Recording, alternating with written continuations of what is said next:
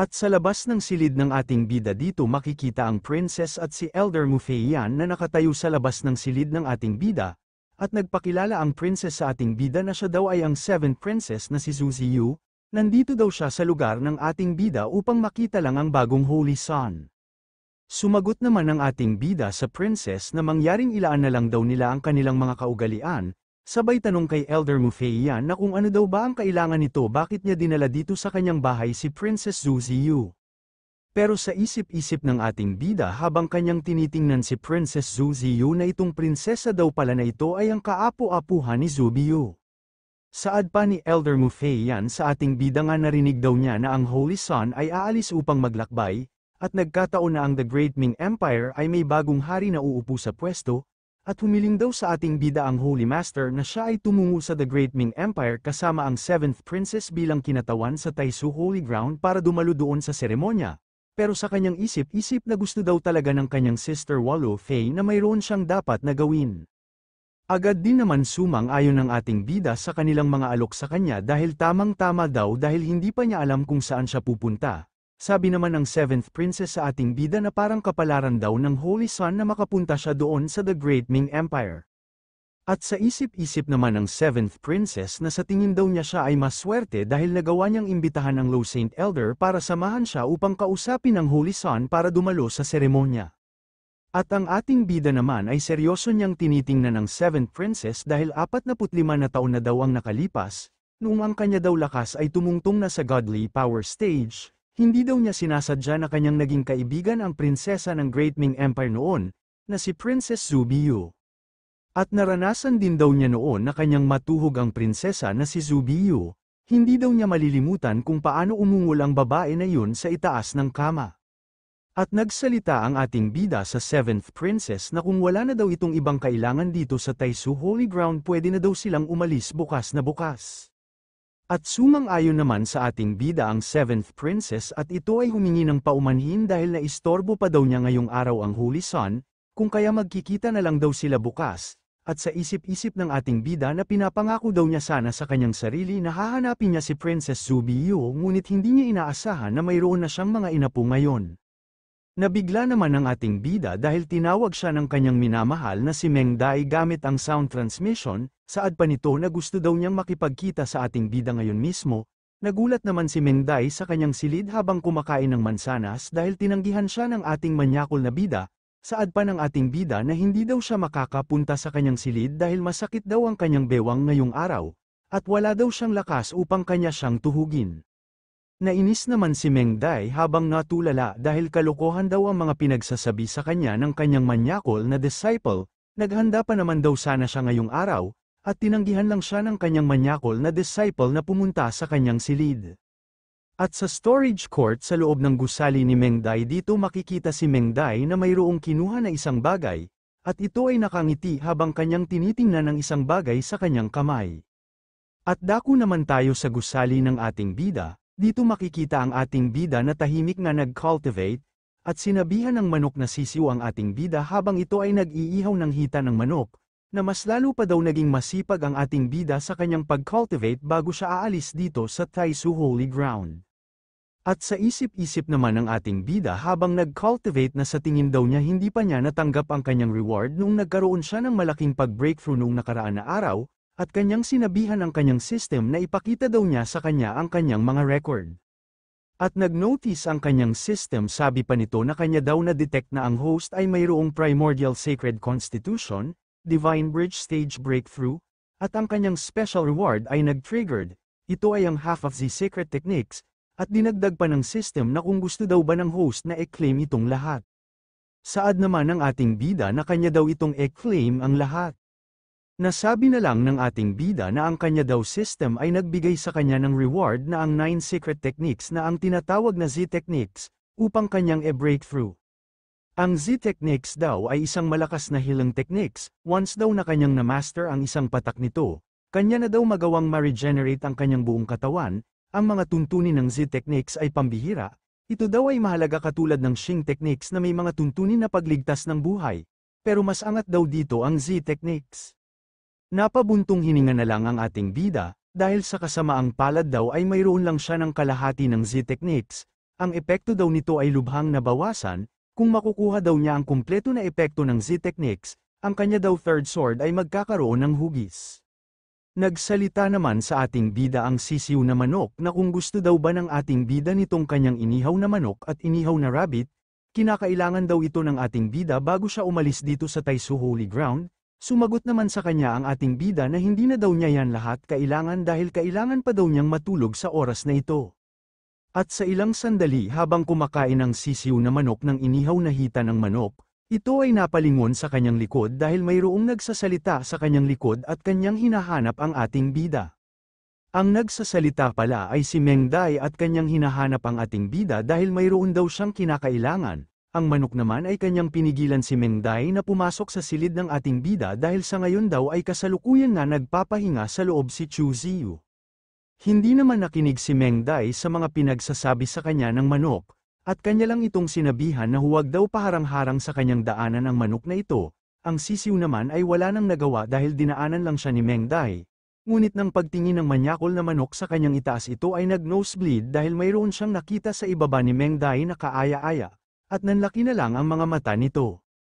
Dahil sa mga nakita ng sisiw sa ibabang bahagi sa katawan ni Mengday makikita ito nga nahimatay dahil naubusan ng dugo sa kanyang ilong. Si Mengday naman ay hindi makapaniwala dahil talaga daw palang natutulog ang kanyang manyakol na disciple. At nang nasa loob na ng silid ng ating bida si Mengday makikita ito na kanyang tinitingnan ng ating bida nga mahimbing nga natutulog. At ito ay napangiti dahil pagkakataon na daw niya ito upang kanyang pagsamantalahan ang ating bida habang hindi pa ito nagigising. Ang ating bida naman ay walang kamalay-malay nga na sa kanyang silid na pala si Mengday at tahimik siyang pinagmamasdan. At nanaginip ang ating bida sa isang magandang ilog, sabay mayroong mga magagandang babae nga naliligo sa kanyang harapan at masaya nila na tinatawag ang ating bida na samahan daw niya sila na maligo dito sa batis. Ang ating bida naman ay masaya habang nakatayo sa harapan ng mga naglalakihan na mga pakwan ng magagandang babae. At dahil sa labis na kasiyahan ng ating manyakol na bida agad itong tumalon sa harapan ng mga magagandang babae at sabay kanyang pinakita sa mga babae ang kanyang sandata nga naglalaway na sa mga magagandang mga kababaihan sa kanyang harapan. Sa ilang sandali makikita ang ating bida na masaya habang pinapalibutan ng mga babae sa ilog at kanila siyang pinilahan upang tamasahin ng ating bida ang kanilang naglalakihan na mga pakwan. Sa isip-isip naman ng ating bida na parang nasa langit na daw siya sa sandaling ito. Ngunit biglang may humila ng pagkalakas-lakas sa kanyang tainga at ito ay galit na galit sa ating manyakol na bida. Ang humila pala sa kanyang tainga ay si Mengday at kanyang sinabihan ng ating bida na kahit isa na daw siyang holy son nagawa pa rin daw ng kanyang manyakol na disciple na maligo kasabay ang mga maraming mga babae. Ang ating bida naman ay nabigla sa biglaan na paglitaw ni Mengday sa kanyang likod. Dahil doon nagising ang ating bida sa kanyang matinding bangungot, at ito ay napasigaw sa kanyang kwarto. Ngunit mas lalo siyang nabigla dahil talagang nasa kanyang silid si Mengday na pinagmamasdan siya nga natutulog. Agad din naman nagtanong ang ating bida na kung bakit daw nandito ang kanyang sweetheart sa kanyang silid. Sumagot lang naman si Mengday sa ating bida na sa wakas nagising na daw ito. At dinagdag pa ni Mengday na bilang kanya daw master bakit naman daw siya hindi dapat pumunta dito sa kanyang silid. At mayroong inilabas si Mengday na isang bagay sa kanyang kamay. Ang ating bida naman ay napasigaw dahil inaakala niya na papatayin siya ng kanyang sweetheart dito sa kanyang silid, sabay sabi kay Mengday na kung ano daw ang kanyang gagawin, bakit gusto daw ng kanyang master na patayin ang kanyang asawa. Nagulat naman ang ating bida ng kanyang napagtanto na itong bagay daw pala na ito ay isang 7th grade dragon swallow, ang kanya pala daw sweetheart ay pumunta lang dito sa kanyang silid upang ibigay ito sa kanya upang palamigin ang kanyang buong katawan. Nagsaad naman si Mengday sa ating manyakol na bida na hindi na daw niya siya matutulungan kapag umalis na siya dito sa Yunxia Mountain upang magsanay. At agad na hinawakan ng ating manyakol na bida ang isang kamay ni Mengday, sabay haplos sa makinis sa bandang likod ni Mengday. Si Mengday naman ay nabigla daw kuno sa ikinilos ng kanyang manyakol na disciple at ito ay nagtanong kung bakit gusto daw ng kanyang manyakol na disciple na manatili muna siya sa kanyang silid. Sabi naman ng ating bida kay Mengday na kung bakit daw ang kanyang sweetheart ay nagregalo sa kanya ng 7th grade dragon swallow. At mayroon daw mga alamat na kabilang sa Primordial Sea ang Great Saint Stage Dragon Whales, at kinakailangan na mag-mature ang dragon swallow ng milyong taon upang mag-condense para maging ganap na dragon swallow. Ito daw ay lubos na mahalaga, Sumagot naman si Mengday sa mga sinabi sa kanya ng ating bida na kung ano naman daw ang meron kapag kanya itong ibibigay sa ating manyakol na bida. Sabi naman ng ating manyakol na bida kay Mengday habang dahan-dahan na kanyang nilapit ang kanyang mukha sa mapupulang labi ni Mengday na syempre daw ang kanyang disciple ay kinakailangan siyang suklian dahil dito sa kanyang ibinigay sa kanya na isang mahalagang item. At lumipas na nga ang kinabukasan, sa Southern Realm ang Qingzuan City. Makikita ang mga malalaking gusali at mga cultivators sa lugar, nandito rin ang lumilipad na karwahe na sinasakyan ng prinsesa at sa loob nito makikita ang prinsesa at ang dalawang kanyang tagasilbi nga natutuwa sa mga ikinwento sa kanila ng ating bida, saad pa sa kanila ng ating bida na hayaan daw muna nila siya na magkwento patungkol sa cultivators nga nagngangalan na si Hans, sumang-ayon naman sa ating bida ang prinsesa.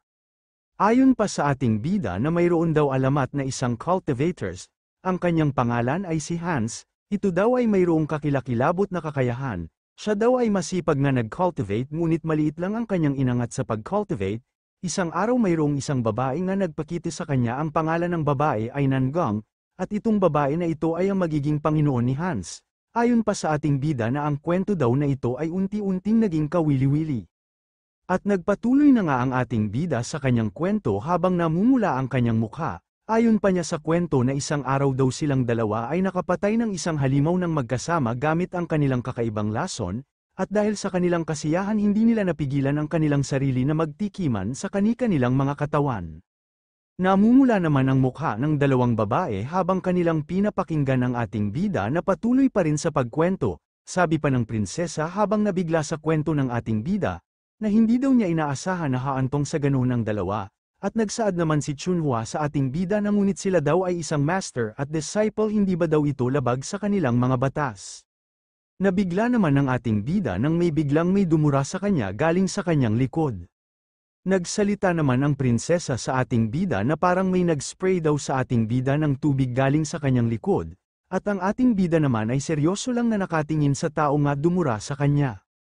Ang dumura pala sa ating bida ay si Mengday na galit sa mga kwento ng ating bida sa prinsesa, saad naman ng ating bida sa prinsesa habang kanyang pinunasan ang kanyang mukha, na ayos lang daw siya, baka mayroon lang gustong pumatay sa kanya dito sa loob ng karwahe.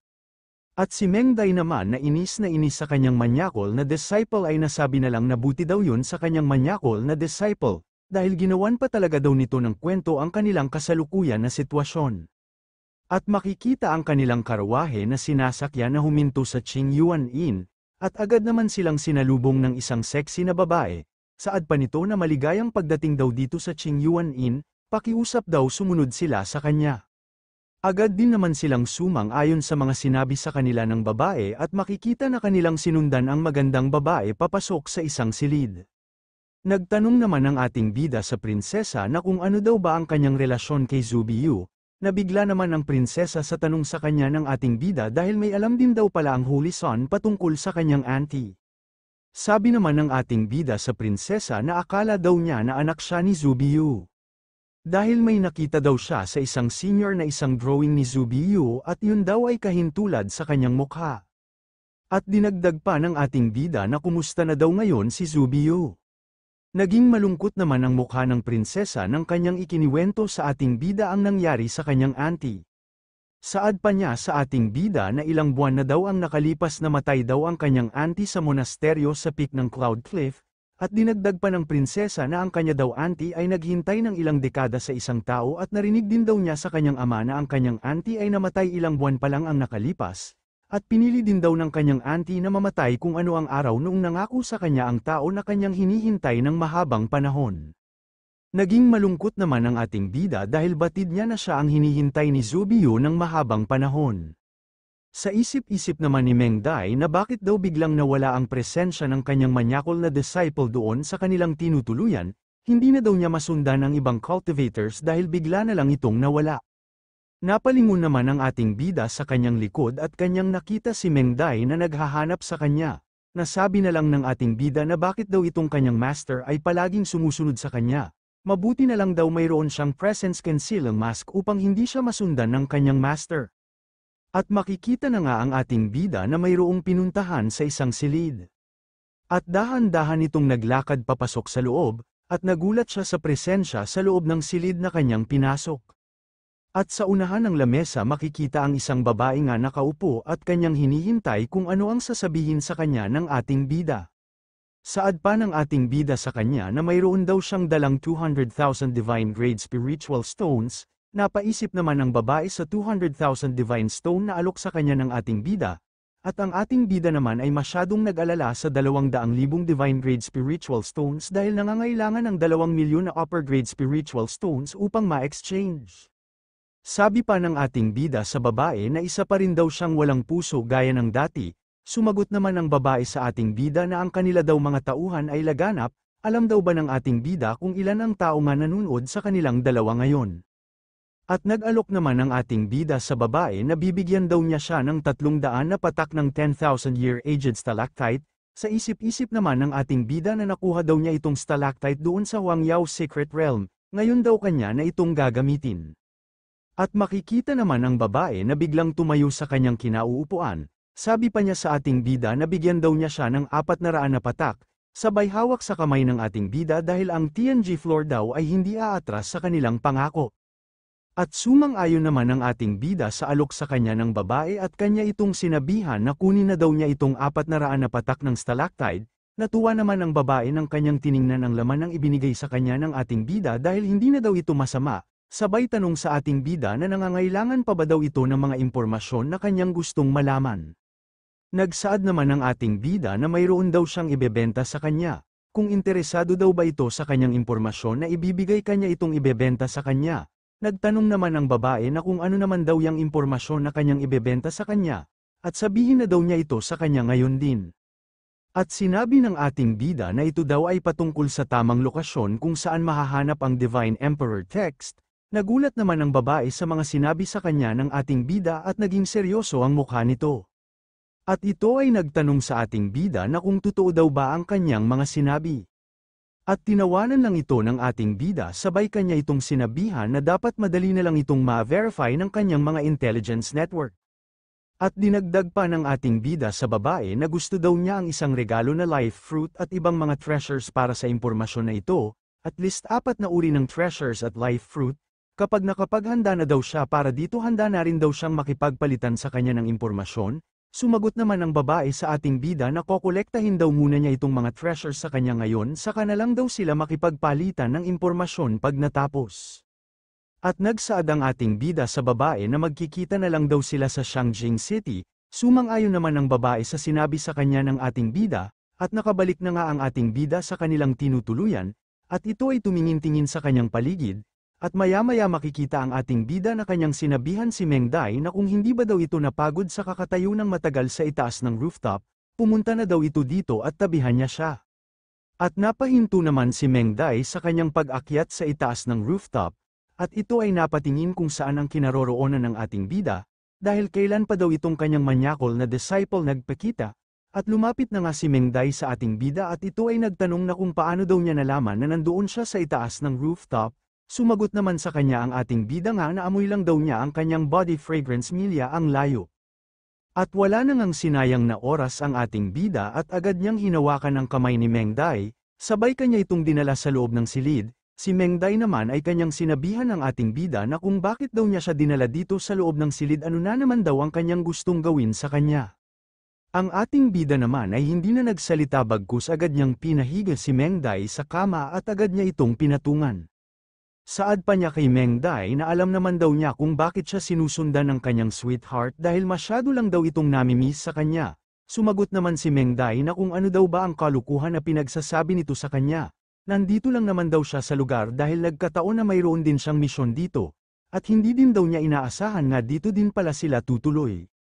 At dahan-dahan na nga na hinubad ng ating bida ang damit ni Meng Dai. Sabay sabi kay Meng Dai na dahil nandito lang naman din siya bakit hindi na lang sila magsaya dito sa silid, at sinigawan lang naman ni Meng Dai ang ating bida na magbigay daw ito ng paggalang sa kanya. At maya-maya makikita si Meng Dai na mahigpit ang kanyang paghawak sa kumot dahil binaon na ng ating bida sa kanyang katawan ang kanyang matigas na sandata. Si Meng Dai naman ay napaungol dahil sa labis na sarap at hindi na ito makahindi sa pinaggagawa sa kanya ng ating bida. Nagulat naman ang ating bida dahil kakaiba daw ang pag-ungol ngayon ni Meng Dai, At dito makikita si Mengday na labis na pinapawisan habang nakatingin sa ating bida at namumula ang kanyang mukha. Hindi naman makapaniwala ang ating bida habang kanyang tinitingnan si Mengday na grabe ang kanyang pag-ungol sa kanilang ginagawa sa kama. Pero hanggang dito lang muna ang ating video, please like and subscribe pag nagustuhan ninyo ang ating kwento.